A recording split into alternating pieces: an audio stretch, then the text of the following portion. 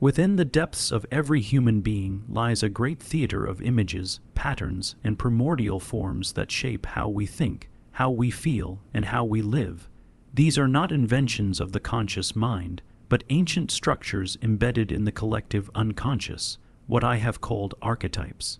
They are the universal symbols through which humanity has always expressed itself, through myth, religion, stories, and dreams. And it is only by encountering these archetypes that you can discover your true self, for they are not merely symbols, but the very language of the soul. To ignore them is to live in blindness, forever alienated from the inner forces that shape you. To face them, however, is to awaken to who you really are. The journey to self-realization requires you to recognize the 7 primary archetypes that dwell within you. They are not rigid categories but flowing energies that take shape in your life. Each one carries both light and shadow, wisdom and danger, and your task is not to reject or deny them, but to integrate them into consciousness. Only then can you move from being a puppet of unconscious drives to becoming the author of your own destiny.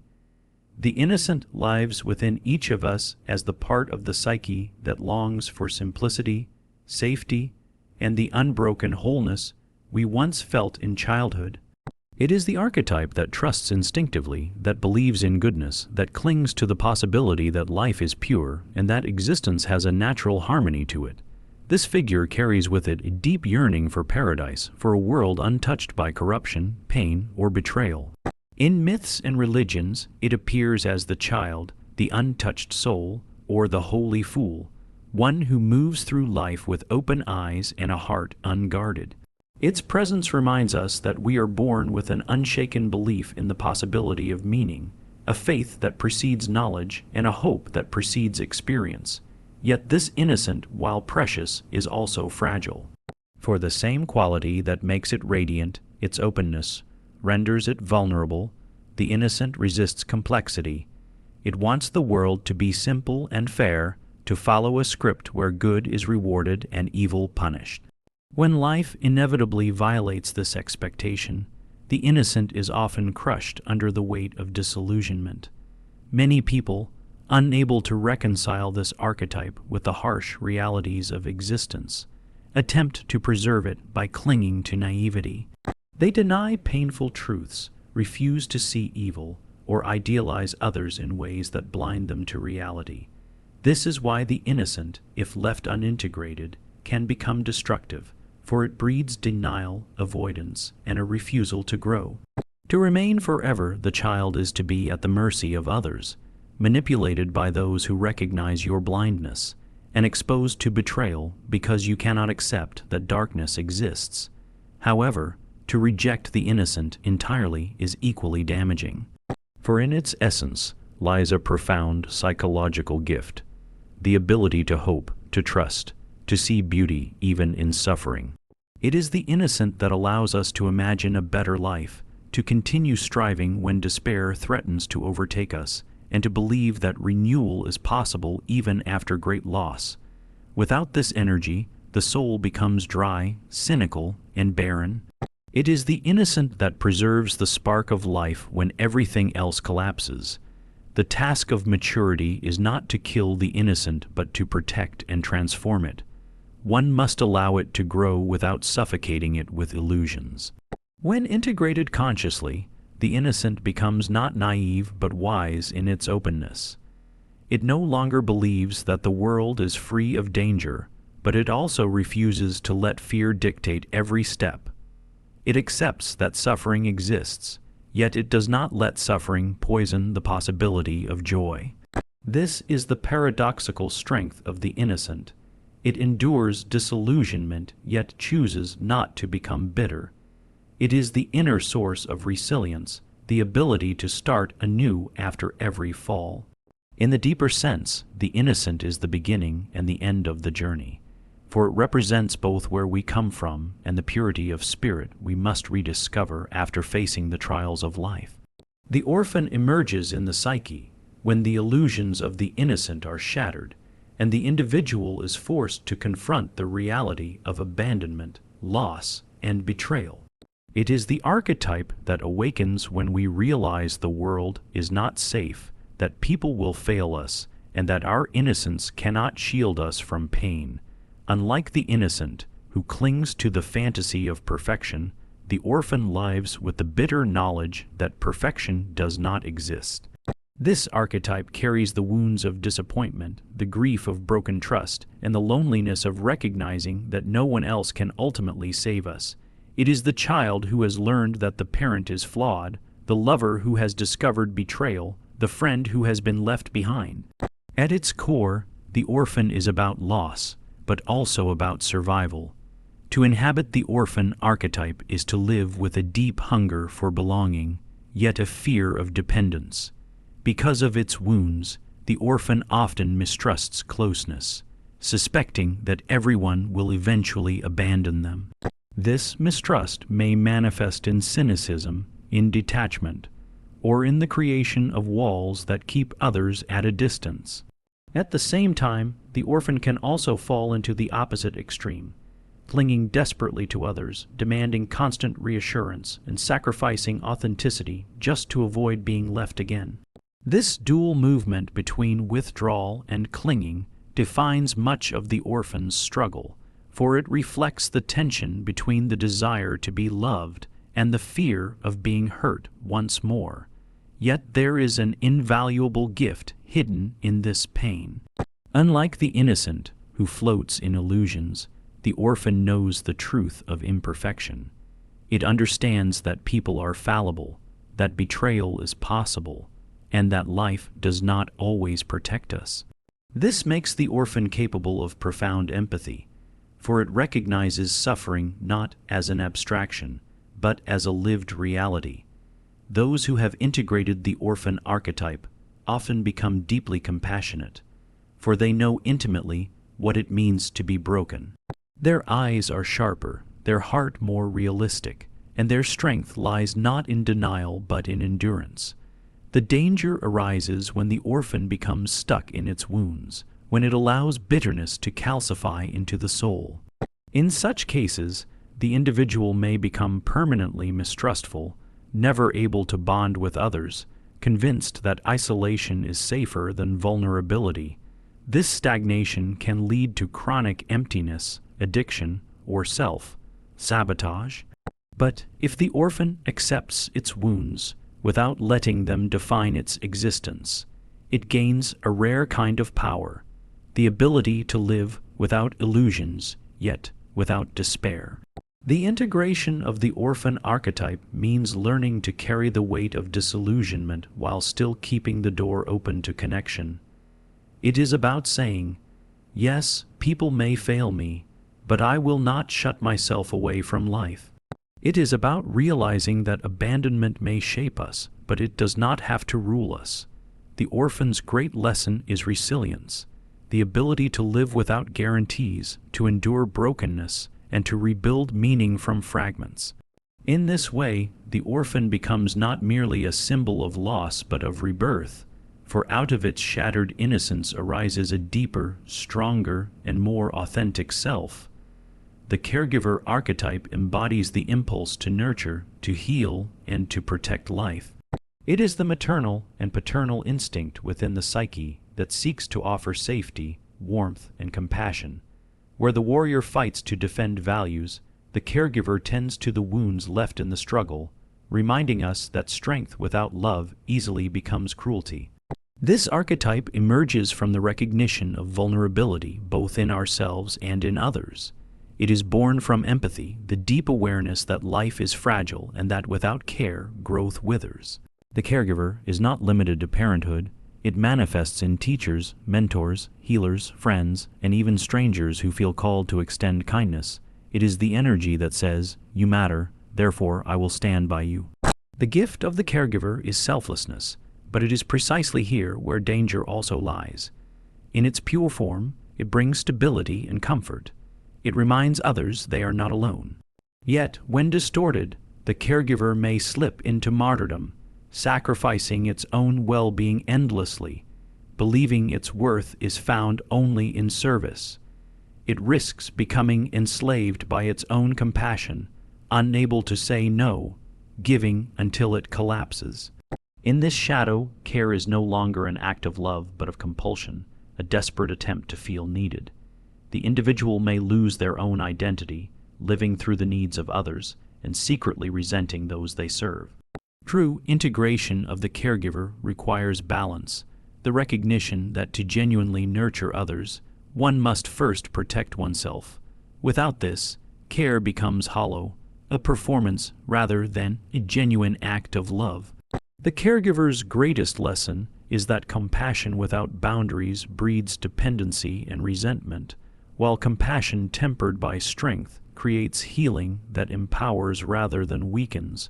To embody this archetype fully is to understand that love must not diminish the self, but expand it.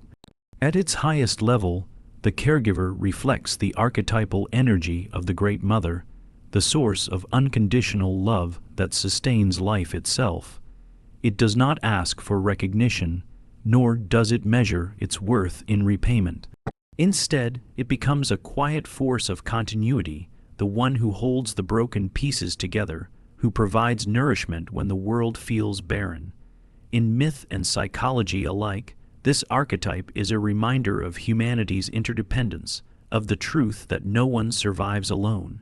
For the individual, awakening the caregiver archetype means learning to listen deeply, to hold space for others without judgment, and to offer presence as much as solutions. It means understanding that healing often comes not from fixing, but from simply being with another in their pain. And it means remembering that the same tenderness extended outward must also be turned inward, for self. Care is not selfish, but essential. Only then does the caregiver avoid the trap of depletion and embody its true purpose, the preservation and flourishing of life in all its fragile, imperfect, and beautiful forms. The explorer archetype represents the restless spirit of humanity, the unquenchable thirst for discovery, freedom, and self-realization. Unlike the caregiver who finds meaning in nurturing or the warrior who finds purpose in conquest, the explorer searches not for dominion but for authenticity. It is the archetype that drives us to move beyond the familiar, to step into uncertainty, to leave behind the comfort of tradition in search of a deeper truth. The explorer lives in the tension between belonging and freedom. It longs for connection, yet refuses to be confined. At its core, this archetype embodies the eternal human question, who am I, beyond the masks I wear and the roles I play? This archetype appears in countless myths, from Odysseus wandering the seas to the pioneers who braved uncharted lands. Yet its significance is not only physical but psychological. The true terrain the explorer longs to traverse is the inner world, the vast expanse of the unconscious, the unclaimed territories of the self. For many, the journey of individuation is precisely this archetypal quest, the willingness to leave behind the imposed identities of society and to follow one's own path, however lonely or uncertain it may be. In this sense, the explorer reflects the courage to face alienation, to risk being misunderstood, and to embrace solitude as the price of authenticity. The gift of the explorer is vision, the ability to see beyond the horizon, to question what others accept as fixed. It brings innovation, growth, and the possibility of transformation. Yet, as with all archetypes, it carries its shadow. The explorer can become trapped in perpetual wandering, never settling, never committing, endlessly fleeing from responsibility under the guise of freedom. It can mistake novelty for depth, change for progress, and in its fear of confinement, it can lose the capacity for intimacy. In this shadow, the explorer becomes alienated not only from others but from itself, unable to recognize that true freedom is not found in endless escape, but in the acceptance of inner truth. To integrate the explorer archetype is to embrace both movement and stillness. It requires the ability to venture outward while also learning to return inward, to bring back what has been discovered and ground it in life. It means acknowledging that the greatest unknown is not in foreign lands, but within one's own unconscious, where hidden potentials and repressed truths lie waiting. The explorer reminds us that to live fully is to remain curious, to resist the temptation of complacency, and to continually seek the authenticity that lies beyond masks and roles. At its highest expression, the explorer is not a wanderer lost, but a seeker transformed, one who travels not merely to escape, but to discover the wholeness of being. It is the spirit of becoming, the reminder that life itself is a journey, not a fixed destination. Through this archetype, we learn that to be human is to explore, not only the world outside but the vast wilderness within.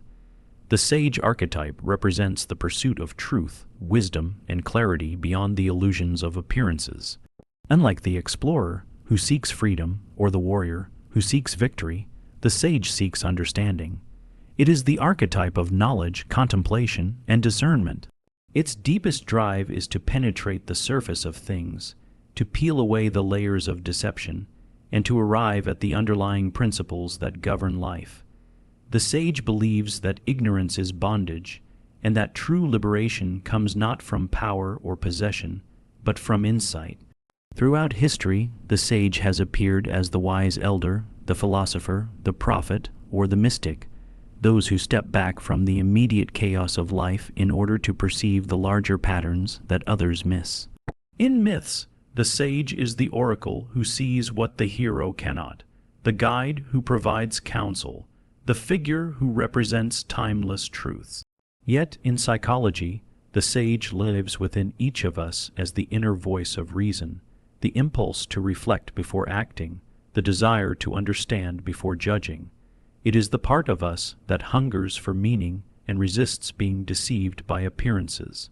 The strength of the sage lies in perspective. While others are lost in the immediacy of pleasure, conflict, or fear, the sage sees the broader arc of events, the causes and consequences that are often hidden from view. This archetype brings patience, objectivity, and discernment. It teaches us to pause, to think, to question, to doubt.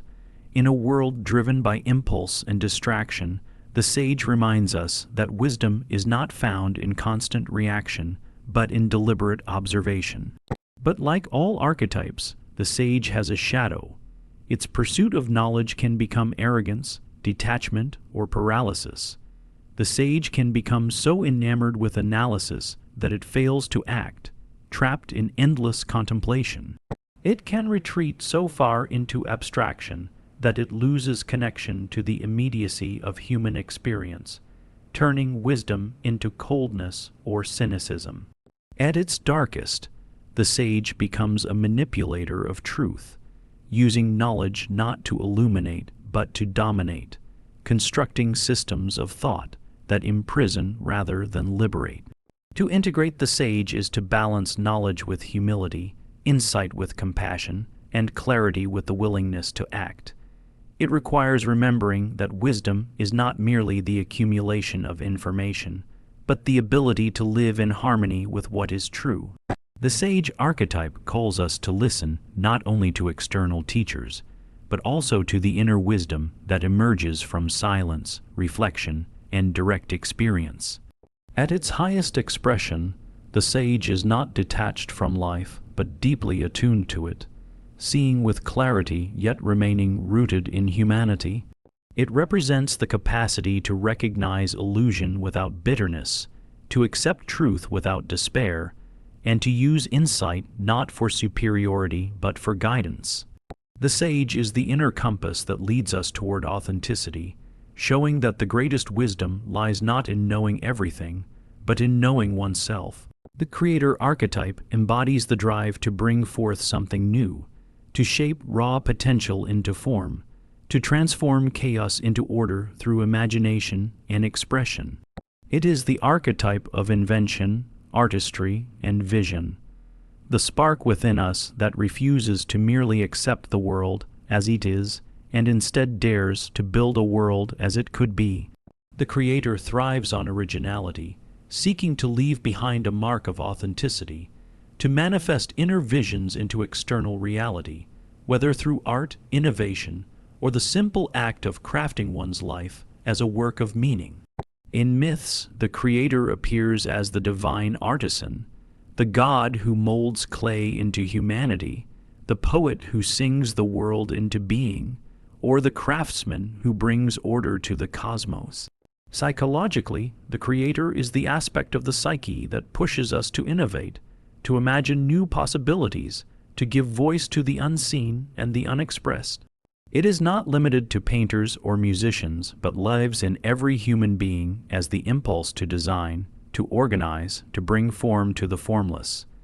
Even the act of shaping one's personal destiny is an expression of the creator. The power of the creator lies in its ability to turn suffering into beauty, chaos into structure, despair into renewal. Where others see limitation, the creator sees potential. It takes the raw material of life, the joys, the wounds, the contradictions, and reworks them into something enduring, something meaningful. This archetype transforms the inner world of imagination into something that can be shared with others, bridging the solitary and the communal. But the creator too has a shadow. Its gift of imagination can become perfectionism, obsession, or self-destruction. The creator may become so fixated on its vision that it falls into despair when reality fails to align with the ideal. It may reject the present in pursuit of an unattainable future, or lose itself in endless construction, never satisfied with the creation it has produced. At its darkest, the creator turns destructive, tearing down rather than building up, using its imagination to deceive, manipulate, or corrupt. To live with the creator archetype consciously is to embrace both inspiration and limitation.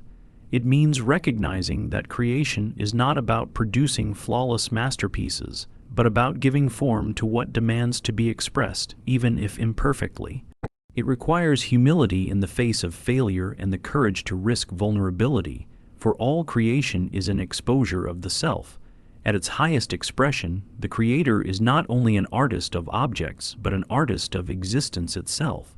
It transforms life into a canvas, choices into brushstrokes, experiences into colors.